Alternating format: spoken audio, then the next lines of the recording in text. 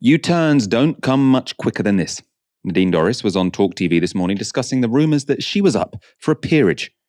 His honours list, which you're on, is now the subject of a great deal of debate. I don't remember the last time any parliamentarian or party leader had their honours list sort of, investigated to such an extent. We're told that they're going to put you on hold effectively for the next couple of years maybe, so that you don't have to cause a by-election. What are you hearing?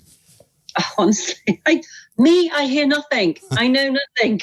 I know what you know. I read in the newspapers what you know. But I do know there is a process. And, the last thing I would want to do would be to cause a by-election in my constituency. The last thing I would want to do is cause a by-election in my constituency. So what was going on there? The background, Nadine Dorries has long been suggested as someone who is on Boris Johnson's honours list. So when you resign as Prime Minister, you get to give a bunch of honours to people. You can send them into the House of Lords. You can make them a Sir or a Dame.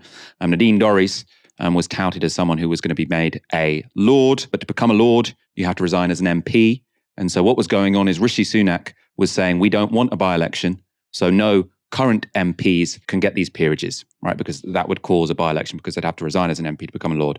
Nadine Dorries says, well, the last thing I want is to cause a by-election, right? I don't want to cause a by-election. Whatever happens, and there's a process. But that was at 10:42 a.m. By 4:30, Nadine Dorries had changed her mind. She's quit as an MP and a by-election will follow.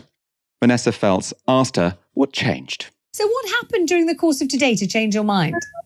Well, I can't reveal everything, but so something significant did happen to change my mind. And, I'm not someone who's going to go, blabbing out what that was immediately. I need to, process a few thoughts and things. But something significant did happen to change my mind.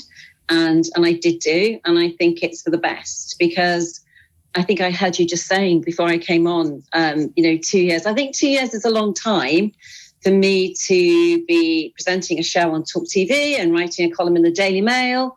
And I'm an author, I publish a book a year, and to be an MP, come on, something's got to give. And I'm 66 and I've done, I keep saying this, and I've done, 18 years as an MP. And I did think I'd be retiring in 2 years, but this is kind of new life opening up in front of me, along with a granddaughter. And so there are just other priorities and things to do. And I didn't want to cause a by-election, but I've got over myself, frankly, and it's time to do the right thing. I love the idea that the definition of doing the right thing is making more space for you to host your Talk TV show on a Friday and then do your Daily Mail column. This isn't about me. It's time to do the right thing. How is that the right thing? On what definition? When I first heard that news, that she'd resigned as an MP, I assumed that was to remove any objection to her receiving a peerage. So Sunak was saying, you can't get a peerage because then there'd be a by-election. She says, well, there'll be a by-election anyway, right? So you might as well give me a peerage now. However, the list is now out for people who will be going to the Lords, and Nadine Dorries isn't on it.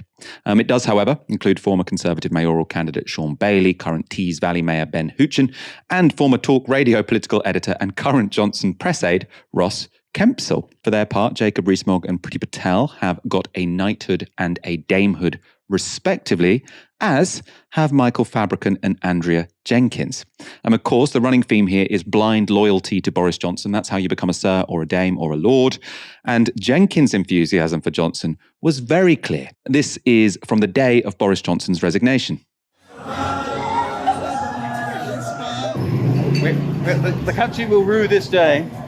They regret it like they did with Thatcher. Exactly. Yes, this will be a mistake.